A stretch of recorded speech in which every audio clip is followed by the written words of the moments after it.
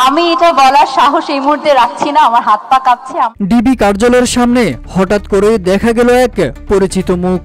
গাড়ি থেকে নামলেন একজন নারী, সাদা পোশাকে, গম্ভীর চেহারা, চোখে মুখে চিন্তার ভাঁজ।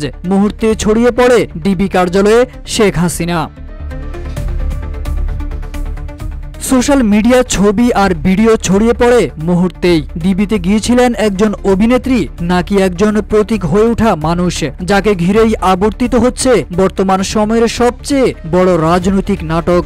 জানা যায় তিনি শেখ হাসিনা নন, বরং অভিনেত্রী নুসরাত ফারিয়া, যিনি শেখ হাসিনার চরিত্রে অভিনয় করেছেন শেখ মুজিবুর রহমানের বায়োপিকে। থাইল্যান্ডের সমুদ্রতটে ছুটি কাটিয়ে ইনস্টাগ্রামে ঝলমলে ছবি পোস্ট করার পরিকল্পনা ছিল দেশের এই জনপ্রিয় অভিনেত্রীর, কিন্তু সেই পরিকল্পনা চূর্ণ হয় শেষ মুহূর্তে। পাসপোর্টের সঙ্গে জুড়ে দেওয়া হয় গ্রেপ্তারি পরোয়ানা, এয়ারপোর্ট থেকে পাঠানো হয় সরাসরি ভাটারা থানায়, সেখান থেকে নেওয়া হয় ডিবি কার্যালয়ে।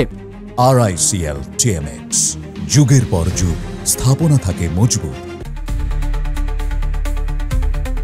ডিবি সূত্র জানিয়েছে, ফারিয়া কেন দেশ ছাড়ছিলেন, তার ভ্রমণের পেছনে কোনো উদ্দেশ্য ছিল কিনা সে বিষয়ে জিজ্ঞাসাবাদ করা হবে। এদিকে একটি মহলে আলোচনা হচ্ছে তার সাম্প্রতিক কিছু আন্তর্জাতিক যোগাযোগ, ডিজিটাল অ্যাক্টিভিটি এবং রাজনৈতিক চরিত্রে অভিনয়ের সময়কার তথ্যাদি ঘিরে কিছু প্রশ্ন।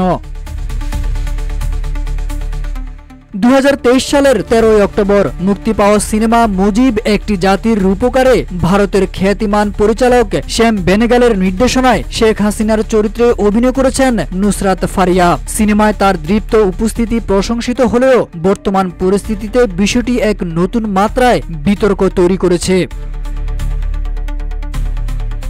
রাজনৈতিক বিশ্লেষকরা বলছেন, যে চরিত্রে নুসরাত অভিনয় করেছেন সেই হাসিনা বর্তমানে বাস্তবেই দেশের সবচেয়ে আলোচিত অনুপস্থিত নাম। ডিবি অফিসে তাকে দেখা যাওয়ার মুহূর্তটি ছিল সিনেমা ও বাস্তবতার এক বিস্ময়কর ছেদবিন্দু।